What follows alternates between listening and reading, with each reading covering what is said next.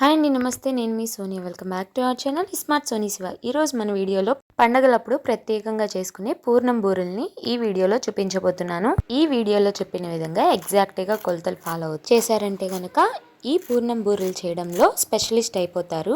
మీరు కూడా తప్పకుండా ఈ పండగకి ఈ పూర్ణం బూరెల్ని ఎగ్జాక్ట్ కొలతలతో నేను చెప్పిన విధంగా ట్రై చేసేయండి. అలాగే వీడియోని స్కిప్ చేయకుండా లాస్ట్ వరకు చూసేయండి. ముందుగా ఈ పూర్ణం బూరెల కోసం ముందు రోజు నైటే పప్పుని మనం నానబెట్టుకోవాలి. అందుకోసం ఒక మిక్సింగ్ బౌల్ తీసుకొని అందులోకి ఒక కప్పు దాకా మినపగుళ్ళని వేసుకోవాలి.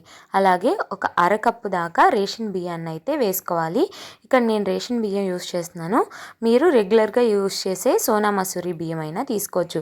రేషన్ బియ్యం అయితే మనకి జిగట ఎక్కువ ఉండి పర్ఫెక్ట్గా వస్తాయి అన్నమాట. సో ఇప్పుడు ఈ రెండింటిని మిక్సింగ్ బౌల్లో వేసుకున్న తర్వాత వాటర్ వేసుకొని ఒక 2-3 సార్లు శుభ్రంగా వాష్ చేసుకోవాలి. ఇలా వాష్ చేసుకున్న తర్వాత పప్పు మునిగేంత వరకు నీళ్లు పోసుకొని సుమారు 5-6 గంటల పాటు పప్పుని బియ్యాన్ని నానబెట్టుకోవాలి. సో నేనైతే ఇక్కడ ఓవర్ నైట్ నానబెట్టేస్తున్నాను. అంత టైం లేకపోతే ఒక 5 అవర్స్ అన్న నానబెట్టుకోండి. ఇప్పుడు మరొక గన్ని తీసుకొని అందులోకి ఒక అరకప్పు దాకా ఇడ్లీ రవ్వనైతే వేసుకోవాలి. ఈ ఇడ్లీ రవ్వను కూడా నీళ్లు వేసేసుకొని ఒక 2-3 సార్లు శుభ్రంగా వాష్ చేసుకున్న తర్వాత ఇందులోకి ఒక 2 కప్పుల దాకా నీళ్ళని వేసుకొని దీన్ని కూడా మినపప్పుతో పాటు 5-6 గంటల పాటు నానబెట్టుకోవాలి. ఇప్పుడు మనం పూర్ణాలు చేసే 1 గంట లేదా 2 గంటల ముందు ఒక బౌల్ తీసుకొని అందులోకి 1 కప్పు దాకా పచ్చిశనగపప్పుని వేసుకోవాలి. ఇక్కడ ఈ పచ్చిశనగపప్పు ఓవర్ నైట్ అయినా మీరు సోక్ చేసుకోవచ్చు. నేనైతే పూర్ణాలు చేసే ఒక 1 అవర్ ముందైతే నానబెట్టుకుంటాను. సో ఇప్పుడు వీటిని నీళ్లు పోసుకొని శుభ్రంగా 2-3 సార్లు వాష్ చేసుకున్న తర్వాత ఇందులోకి 1.5 కప్పు దాకా నీళ్లు వేసుకొని ఈ పప్పుని 1 గంట పాటు నానబెట్టుకోవాలి. ఈలోపు మనం నైట్ నానబెట్టిన మినపప్పు బియ్యం ఉన్నాయి కదా, అవి చక్కగా నానిపోయి ఉంటాయి. ఇప్పుడు వాటిని 2-3 సార్లు శుభ్రంగా వాష్ చేసుకున్న తర్వాత ఇలా మిక్సీ జార్లోకి వేసేసుకొని ఇందులోకి కొంచెం నీళ్ళని వేసుకొని మెత్తగా నేను ఇలా వీడియో క్లిప్లో చూపించిన విధంగా మిక్సీ పట్టేసుకోవాలి. మరీ ఎక్కువ వాటర్ వేసేయకండి, లూజ్ అయిపోతుంది. సో ఇలా కొంచెం వేసుకొని గట్టిగా రుబ్బుకున్న తర్వాత ఇప్పుడు ఇందులోకి ముందుగా నానబెట్టుకున్న ఇడ్లీ రవ్వని ఇలా నీళ్ళేమీ లేకుండా చక్కగా పిండేసుకొని ఇడ్లీ రవ్వని వేసుకొని మరొకసారి మిక్సీ పట్టుకోవాలి. అప్పుడు పిండి అనేది బాగా కలుస్తుంది అనమాట. ఇప్పుడు ఈ మిశ్రమాన్ని అంతా కూడా ఒక మిక్సింగ్ బౌల్లోకి వేసేసుకోవాలి. పిండి కన్సిస్టెన్సీ చూడండి, మన దోశ బ్యాటర్ కన్నా కూడా కొంచెం థిక్గా ఉండాలన్నమాట. ఈ పిండి మొత్తాన్ని ఇలా మెత్తగా గట్టిగా రుబ్బుకున్న తర్వాత ఇందులోకి రుచికి సరిపడా ఉప్పు వేసుకోవాలి. నేనైతే 1 టీ స్పూన్ దాకా వేసాను. అలాగే 1 టేబుల్ స్పూన్ దాకా బెల్లం తురుముని వేసుకొని ఈ రెండింటిని పిండిలో బాగా కలిసే విధంగా కలిపేసుకోవాలి. ఇలా బెల్లం తురుము వేయడం వల్ల తోపు అనేది చప్పగా లేకుండా టేస్టీగా వస్తుంది. సో చూడండి, బ్యాటర్ అనేది ఈ కన్సిస్టెన్సీలో ఉండాలన్నమాట. ఒకవేళ మీకు నీళ్ళు ఎక్కువైపోయి బ్యాటర్ అనేది లూజ్ అయిపోతే కొంచెం బియ్యం పిండిని కలుపుకోండి, సరిపోతుంది. అలాగే ఇలా వేలు పెట్టి ముంచితే బ్యాటర్ అనేది మనకి ఇలా చక్కగా స్టిఫ్గా ఉండాలి, కిందకి జారిపోకుండా ఉండాలన్నమాట. సో ఇప్పుడు దీన్ని 1 గంట పాటు నానపెట్టేసుకోవాలి ఈ పిండిని. సో ఇప్పుడు మనం ముందుగా నానపెట్టుకున్న పచ్చిశనగపప్పు ఉన్నాయి కదా, చూడండి 1 అవర్ తర్వాత ఇలా మెత్తగా నానిపోయినాయి అనమాట. ఇప్పుడు వీటిని ఒక కుక్కర్ గిన్నెలోకి వేసేసుకోవాలి. నీళ్ళతో సహా వేసేసుకోండి. నీళ్ళతో సహా వేసుకున్న తర్వాత ఇందులోకి ఇంకొక అరకప్పు దాకా నీళ్ళు వేసుకోవాలి. మనం ఆ నీళ్ళు అయితే సరిపోవన్నమాట ఉడకడానికి. సో ఇంకొక అరకప్పు నీళ్ళు వేసుకున్న తర్వాత కుక్కర్ మూత పెట్టేసుకొని మీడియం ఫ్లేమ్లో ఒక 2-3 విజిల్స్ రానివ్వండి. సో 2-3 విజిల్స్ వచ్చిన తర్వాత ఇలాగా డ్రైన్ అవుట్ చేసుకోండి ఒక స్ట్రైనర్లోకి. ఏదైనా ఎక్సెస్ వాటర్ ఉంటే గనక మొత్తం దిగిపోతాయి అన్నమాట ఇలా డ్రైన్ అవుట్ చేసుకుంటే. ఇప్పుడు ఈ పప్పుని మిక్సీ జార్లోకి వేసేసుకొని కంప్లీట్గా చల్లారిపోయిన తర్వాత ఇందులోకి 1/4 కప్పు దాకా బెల్లం తురుముని వేసుకోవాలి. వేసుకున్న తర్వాత పల్స్ మోడ్లో కానీ లేదా 1 స్పీడ్లో కానీ పెట్టుకొని ఇలా మెత్తగా సాఫ్ట్గా మిక్సీ పట్టుకోవాలి. మనకి ఎక్కడా కూడా పచ్చిశనగపప్పు పలుకు అనేది తగలకూడదు అనమాట. సో ఇలా సాఫ్ట్గా మెత్తగా మిక్సీ పట్టుకున్న తర్వాత పక్కన పెట్టేసుకొని ఇప్పుడు స్టవ్ మీద బాండీ గిన్నె పెట్టేసుకొని అందులోకి 1 టేబుల్ స్పూన్ దాకా నెయ్యి వేసుకొని ఇందులోకి మనం మెత్తగా మిక్సీ పట్టి పెట్టుకున్నాం కదా పూర్ణాన్ని, ఈ మిశ్రమాన్ని అంతా కూడా ఈ బాండీ గిన్నెలో వేసేసుకోవాలి. ఇలా మొత్తం కూడా వేసేసుకున్న తర్వాత స్టవ్ని లో టు మీడియం ఫ్లేమ్లో అడ్జస్ట్ చేసుకుంటూ మనకి ఈ మిశ్రమం అంతా దగ్గర పడి ఉండగా అయ్యేంత వరకు చక్కగా ఇలా కలుపుకుంటూ అడుగు మాడిపోకుండా చక్కగా దగ్గరగా అయ్యేంత వరకు ఇలా తిప్పుకుంటూ ఉడికించుకోవాలన్నమాట. మనకి ఒక 5 మినిట్స్కి ఇలా దగ్గరగా అవుతుంది చూడండి. కొంచెం ఇలా స్టిఫ్గా దగ్గరగా అయ్యి ప్యాన్కి అంటుకోకుండా వస్తుందన్నమాట. సో ఇలాంటి టైంలో ఫ్లేవర్ కోసం ఒక 1/2 టీ స్పూన్ దాకా ఇలాచీ పౌడర్, అలాగే 1 టేబుల్ స్పూన్ దాకా నెయ్యి వేసుకోండి. పూర్ణంలో నెయ్యి ఫ్లేవర్ అనేది చాలా బాగుంటుందన్నమాట. సో నెయ్యి ఎక్కువ ఎంత వేసుకుంటే అంత టేస్ట్ వస్తుంది. ఈ రెండింటిని కూడా చక్కగా ఈ పూర్ణంలో అంతా కలిసే విధంగా కలిపేసుకోవాలి. చూడండి మనకి స్టిఫ్గా పూర్ణం అనేది ఇలా రావాలన్నమాట.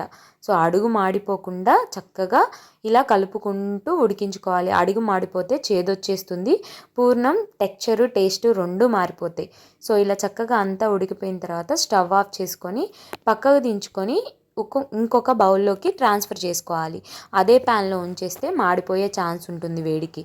సో ఇలా బౌల్లోకి ట్రాన్స్ఫర్ చేసుకున్న తర్వాత కొంచెం గోరువెచ్చగా అయ్యేంత వరకు పక్కన పెట్టేసుకున్న తర్వాత ఇలా కొంచెం ఈ మిశ్రమాన్ని అంతా కూడా చేత్తో కలుపుకొని మీకు ఏ సైజులో అయితే పూర్ణం బూరెలు కావాలో ఆ సైజులో చక్కగా ఇలా కొంచెం కొంచెం తీసుకుంటూ మిశ్రమాన్ని ఇలా రౌండ్ బాల్స్ లాగా చేసుకోవాలి. నేను ఇక్కడైతే మీడియం సైజులో ఇలా బాల్స్ అయితే చుట్టుకుంటున్నాను అనమాట.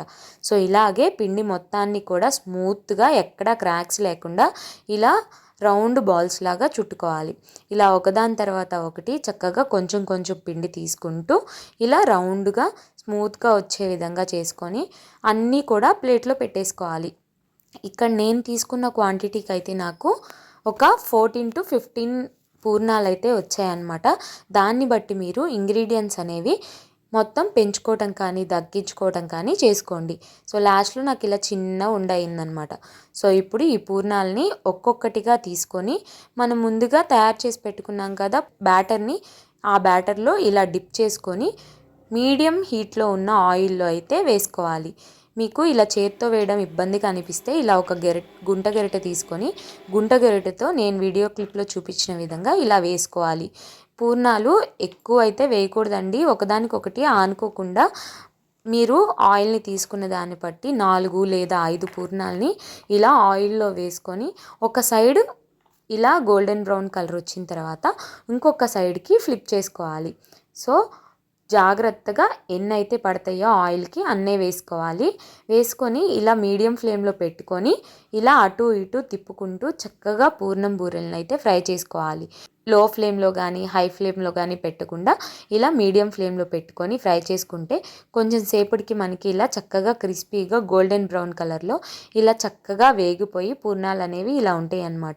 ఇలా గోల్డెన్ బ్రౌన్ కలర్లోకి వచ్చిన తర్వాత చక్కగా ఒక జాలిగరిటెలోకి తీసుకొని ఒకదాని తర్వాత ఒకటి ఇలా ప్లేట్లోకి వేసేసుకోవడమే. చూడండి మన పూర్ణాలు అనేది ఎంత పర్ఫెక్ట్గా వచ్చాయో. సో ఇప్పుడు వీటిల్ని ఒక టిష్యూ వేసుకున్న పేపర్లో కానీ లేకపోతే ఇలా నార్మల్ ప్లేట్లో కానీ వేసేసుకొని మిగిలిన పిండిని కూడా ఇలాగే చక్కగా పూర్ణాల్లాగా వేసేసుకోవాలి. ఆయిల్కి ఎన్నైతే పడతాయో అన్నీ మాత్రమే వేసుకొని ఇలా మీడియం ఫ్లేమ్లో పెట్టుకొని చక్కగా ఫ్రై చేసుకుంటూ గోల్డెన్ బ్రౌన్ కలర్ వచ్చి క్రిస్పీగా అయ్యేంత వరకు ఇలా ఫ్రై చేసుకున్న తర్వాత అన్నిటిని కూడా చక్కగా తీసేసుకొని దేవుడికి ప్రసాదంగా పెట్టడమే. అంతేనండి, చాలా ఈజీగా చాలా సింపుల్గా అయితే పూర్ణం బూరెల్ని పర్ఫెక్ట్గా చేసుకోవచ్చు. చాలా చాలా ఈజీ వేలో చేసుకోవచ్చు. మనం రెండు పర్ఫెక్ట్గా చేసుకుంటే మనకి పూర్ణం బూరెలు అనేవి చాలా పర్ఫెక్ట్గా వస్తాయి. ఒకటి పైన వేసే తోపు అనేది లూజ్గా అయిపోకుండా చూసుకోవాలి. పూర్ణం కూడా మరీ సాఫ్ట్గా లేకుండా నేను వీడియో క్లిప్లో చూపించిన విధంగా ఉండేటట్టు చూసుకోండి చాలు. అలాగే ఆయిల్లో వేసేటప్పుడు ఆయిల్ని ఎక్కువగా హీట్ చేసేయకండి, అలా అని తక్కువ మంటలో వేసేయకండి. మీడియం హీట్ అయిన ఆయిల్లో వేయండి. మీకు పర్ఫెక్ట్ పూర్ణం బూరెలు అయితే తయారు చేసేసుకోవచ్చు. సో అంతేనండి, ఈ వీడియో చూసి మీరు కూడా ఈ వరలక్ష్మి వ్రతానికి తప్పకుండా ట్రై చేయండి. ట్రై చేశాక ఎలా వచ్చిందో మీ ఫీడ్బ్యాక్ని నాతో షేర్ చేసుకోవడం అస్సలు మర్చిపోవద్దు. ఈ వీడియో కనుక నచ్చితే వీడియోని లైక్ చేయండి, మీ ఫ్రెండ్స్ అండ్ ఫ్యామిలీ రిలేటివ్స్కి షేర్ చేయండి. ఇంకా ఇలాంటి ఎన్నో ఈజీ అండ్ హెల్తీ రెసిపీస్ కోసం స్మార్ట్ సోనీ శివ ఛానల్ని సబ్స్క్రైబ్ చేయండి. ఈ వీడియో అయితే ఉంటే మరొక మంచి వీడియోతో మళ్ళీ మేము ముందుకు వచ్చేస్తా. అంతవరకు సెలవు, బాయ్ ఆల్.